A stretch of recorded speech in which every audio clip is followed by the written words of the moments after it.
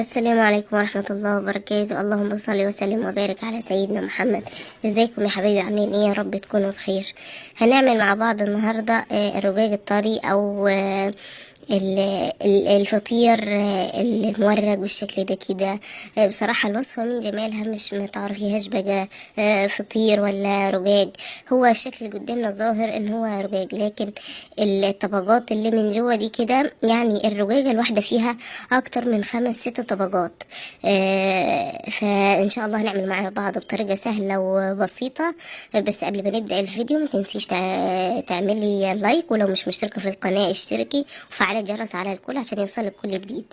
هنا انا معايا كمية كيلو من الدقيق. ضفت عليه معلقتين من السكر ونص معلقة من الملح. معايا هنا 3 أكواب من المية. هضيف على حسب نوع الدقيق. هنا المية هضيفها على حسب نوع الدقيق. أنا الدقيق هنا معايا أخد كمية سوائل 3 كوبايات، والكوباية الرابعة بضيف منها بالتدريج زي ما انت شايفة. بلم معايا العجينة بالشكل ده كده. اللهم صل وسلم وبارك على سيدنا محمد. لازم العجينة كده نعجنها مع بعض كويس عشان ناخد منها نتيجة كويسة. هو سر الفطير او الرقيق زي كده، ان انت تعجنيه كويس، تنعمي معاك العجينة. كل ما تعجني معاك العجينة كويس كده وتنعمها كويس، كل ما تديكي ايه نتيجة افضل بإذن الله. انا خدت معايا العجينه هنا على الرخامه زي ما انت شايفه كده، وبدات اعجن فيها بالشكل ده كده لحد ما نعم معايا العجينه. لو زي حالاتي كده ومش عايزه تتعبي نفسك بزياده، فايه بنعمل ايه ان انا بعجن العجينه كده دقيقتين وبغطيها كده عشان ما تعملش معايا، ما تربيش معايا قشره كده او تقشر معايا او تنشف العجينه الوش بتاعها. بغطيها بالطبق زي كده زي ما شفتي، وبسيبها ترتاح معايا 3 4 دقايق. وارجع اعجن فيها تاني. كده بتسهل عليا العجن كده، والعجينه بتلعب معايا بكل سهوله، ما بتاخدش معايا عجن كتير وما بتتعبنيش، والنتيجه بتاعتها بتبقى مظبوطه خالص. شايفين العجينه نعمت معايا ازاي؟ كل ما اريح العجينه كل ما العجينه تنعم معايا وما تتعبنيش في العجن. قسمت معايا العجينه نصين بالشكل ده كده. هاخد نص نص منهم كده، وهبتدي هبرمه بالشكل الطولي ده كده، وقطعه معايا كور كده صغيرة. حجم الكورة معانا يرجع ليكي انت بقى 60 جرام 80 جرام براحتك انت بقى، على حجم الرقاقة انت عايزاها معاك صينية هنا ومسحتها كده بمسحة من الزيت. هكور معايا بقى باقي العجين ده كله كده بالشكل ده كده، شكل الكور كده، حبة حبة العجينة معايا شبه حبة الطماطم كده. الوزن براحتك انت بقى، حابه تكبريها حابه تصغريها براحتك انت، الحجم ده يرجع ليك. معايا هنا بقى النص التاني ده هسيبه زي ما هو. هاتم بقى كده وش العجين معايا وهغطيه كده معايا بكيسه علشان خاطر ما يقشرش معايا الوش بتاعه ينشف. هنا ماده التوريج اللي نورق بيها معانا الرقاق عشان ناخد منه الطبقات اللي انت شفتها في اول الفيديو. معايا هنا 3 معالق كبار من الزبدة.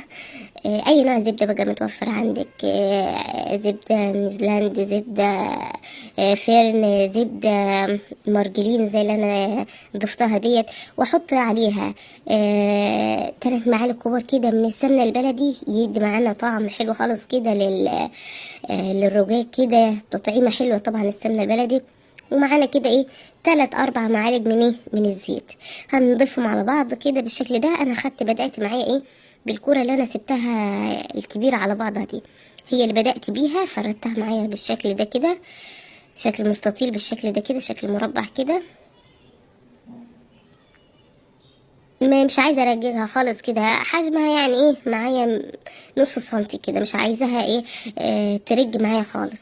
الماده الدهنيه اللي احنا ضفناها على بعض كلها هبتدي اخلطها، امزجهم ببعض كلهم. اخلط الزبده كده مع السمنه والزيت لحد ما اوصل للشكل اللي انتوا شايفينه ده كده. وابتدي بقى اورج معايا العجينه اللي انا فردتها معايا دي دلوقتي. ادهن كده طبقة كويسة كده من المادة الدهنية دي، علشان ايه الطبقات تفرغ معايا كده وتفرغ معايا طبقات وتبقى معايا بالشكل اللي انت شفتيه في اول الفيديو ده كده، بعرف افرغ الطبقات عن بعض.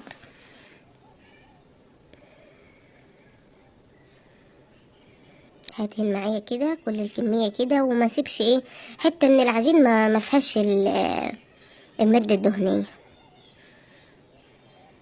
هفرد معايا كله كده بالشكل ده.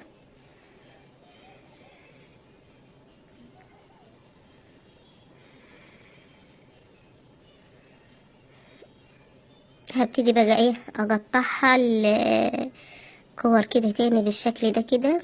الحجم قلتلك يرجع ليكي انت براحتك بقى. شايفين بقى انا بوريك الطبقات دي كلها اللي هتبقى ايه جوه الرقيقة معانا. هشيل الكمية كلها معايا كده بالشكل ده. اللي انا كنت عاملاه في الاول بقى معايا كده، اللي انا كنت مكوراه كده ومقطعاه صغير بالحجم ده كده، هبتدي افرده معايا وادهن كده من مادة التوريج اللي انا عاملاها، واطبق معايا بالشكل ده كده. طبقه كده زي الظرف بالشكل ده كده، وهسيبه بقى.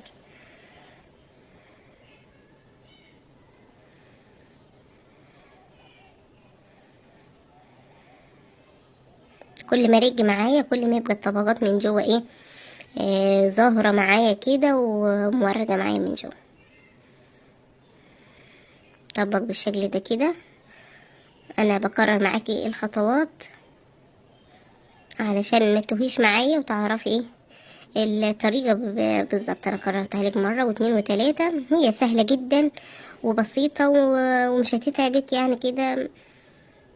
مفيش 5 دقايق بالظبط تكوني خلصتي كل الكمية، وتسيبيها تريحيها بقى. كل ما تريح معانا العجينة زي كده كل ما تبقى معاكي سهلة في الفرد وما تتقطعش معاكي.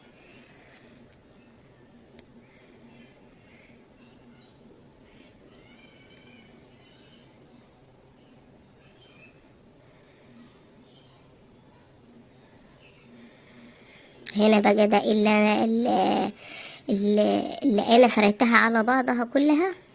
هبتدي ايه هاخد منها كرة كرة بالشكل ده كده، وافردها ارجع اكورها بالشكل ده كده تاني. هلم كده الطبقات على بعضها وابتدي اعملها بالشكل اللي انت شايفاه ده.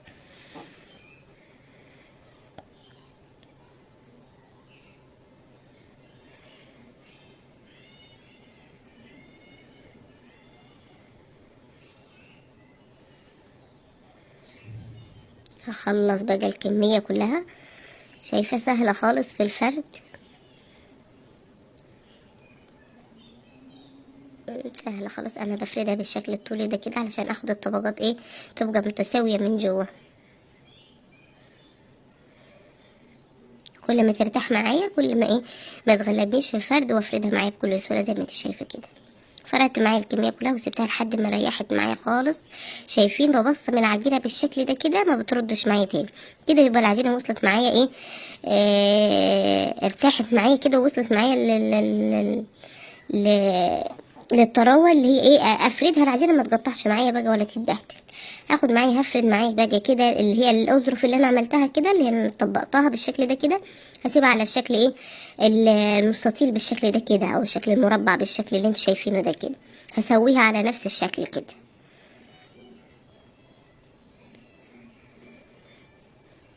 معايا طاسه هنا حطها على نار عاليه علشان ايه الرقاقه ما تنشفش معايا، لان النار اللي هاديه هتنشف معايا الرقاقه وانا مش عايزاها تنشف. بتبتدي تفرغ معايا زي ما انت شايفه كده في الفيديو. الطبقات بتبتدي تفرغ عن بعضها كده، بتبتدي تنفخ معايا بالشكل ده كده. اقلب فيها باستمرار كده، لان انا درجه الحراره عاليه. لو سبتها طولت عليها هتلاقيها ايه لسعت معاكي كده واتحرقت معاكي. فبقلب. شايفين التوريجات باينه ازاي من على الجنب كده، مورجه جدا، والطبقات بتاعتها فرغت عن بعض. هكمل بقى كل الكميه بنفس الطريقه كده.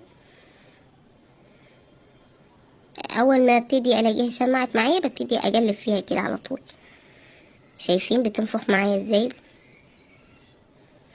ده يدل ان التوريجات من جوه، يعني بسم الله ما شاء الله عليها، توريجاتها من جوه فرغت من بعضيها والرجاج كده طالع معايا مية مية مظبوط بإذن الله. وربنا يحسن ما بين ايديكم. انت تابع معايا كده الخطوات وامشي على الخطوات زي ما ظهر عندك في الفيديو كده، وان شاء الله ربنا يحسن ما بين ايديك، وان شاء الله النتيجة تطلع معاكي فوق الممتاز.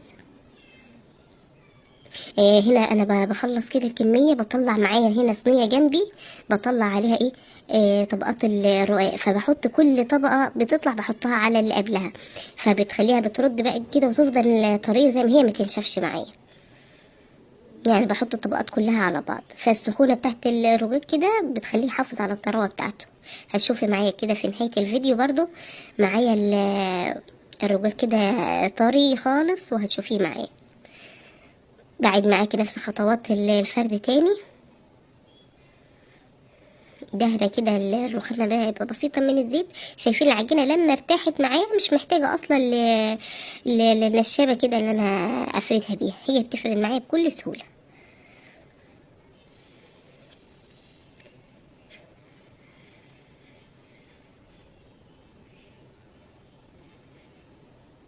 ببتدي اسوي كده معايا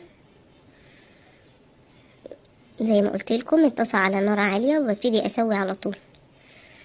هنا كده بعمل بقى الشكل التاني اللي انا عملته، اللي هو الشكل انا هعمل على شكل دائري كده. ما تقلقيش بقى لو قطعت معاكي زي كده ما تقلقيش، هسويها معاكي وهتطلع مظبوطة وما فيهاش اي حاجة.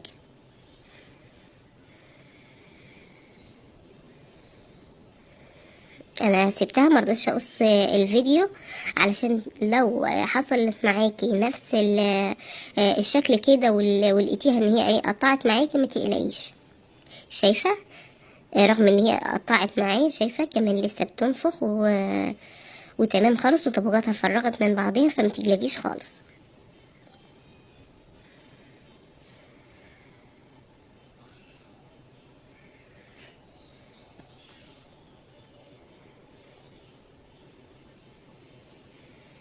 هكمل الفيديو كله كده نفس طريقة التسوية. اول ما ابتدي تشمع معايا بالشكل ده كده ابتدي اجلب فيها على طول، ما سيبهاش.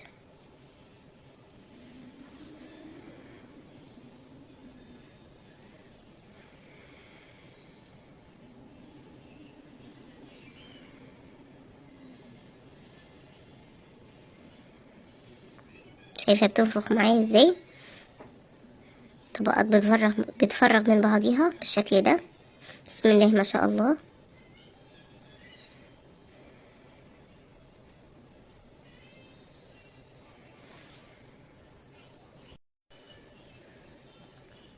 هكمل باقي كده تسوية باقي الكمية كلها نفس الطريقة، النار عالية معايا.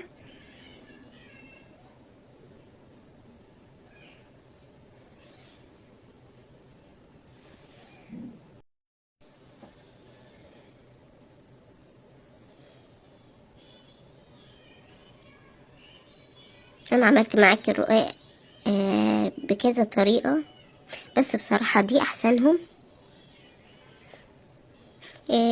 وانتي بتاكلي كده بتحسي ان انتي بتاكلي فطير ليه مورج من جوه كده، وفيه عدد طبقات كبيرة. بس في نفس الوقت مفهوش يعني مادة الدهون اللي مثلا لما بتاكلي فطير كده تلاقي مادة دهنية كتيرة كده في ايدك. لا، ده مفهوش بقى من مادة دهنية، ده مورق بالشكل ده كده. شايفين التوريجات كده والطبقات خفيفة خالص ازاي؟ ده مورق خالص بالشكل ده كده، وفي نفس الوقت في خفية الرقاق. بسم الله ما شاء الله، كيلو دقيق عمل معايا كل الكمية دي. متأكدة لما تجربي بنفس الطريقة كده هتعجبكم. الكمية اللي طالعة معايا دي كلها غير بقى الكمية اللي أخدوها الأولاد كده، ربنا يخلي. كل ما بتطلع الوجه كانوا بياخدوها الأولاد زي كده. شايفين أنا بوريكي بقى بعدلك الطبقات اللي من جوه، بسم الله ما شاء الله، بسم الله ما شاء الله. طبقات يعني أحلى من طبقات الفطير. شايفين أنا إيدي أساسا باينة إزاي من ورا الطبقات. بسم الله ما شاء الله. ربنا يحسن ما بين ايديكم يا رب. الفيديو يكون عجبكم يا حبايبي، وتكونوا كملتوا معايا الفيديو للاخر واستفدتوا منه، وربنا يحسن ما بين ايدي وايديكم باذن الله. يا رب الفيديو يكون عجبكم. تنسوش اللايك والاشتراك في القناة، والسلام عليكم ورحمة الله وبركاته.